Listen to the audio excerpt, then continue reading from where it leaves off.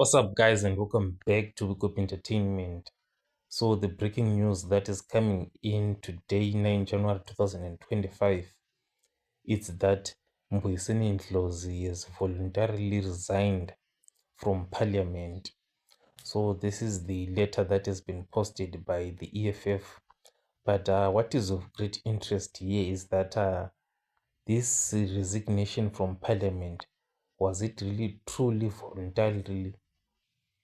Because there's a feeling that Mbuyiseni Ndlozi was more like pushed out of the EFF, because the first thing was the no-show at the conference, because there is no way Mbuyiseni Ndlozi would voluntarily not show up at the NPA. But with the way the relationship between Mbuyiseni Ndlozi and Julius Malema really fractured, this probably was the right decision for Mbuyiseni Ndlozi to take, just to voluntarily resign instead of waiting to be embarrassed by the EFF. So this was the best decision for him. Instead of waiting to be fired, he just voluntarily resigned.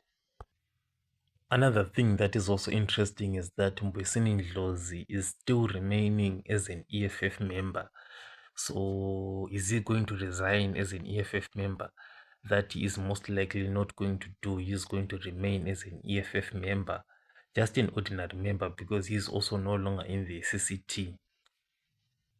Another strategy again that Mbuyiseni Ndlozi can use is to just let his membership expire, and then he is not going to renew that membership, and that would just be a dignified exit without any drama whatsoever.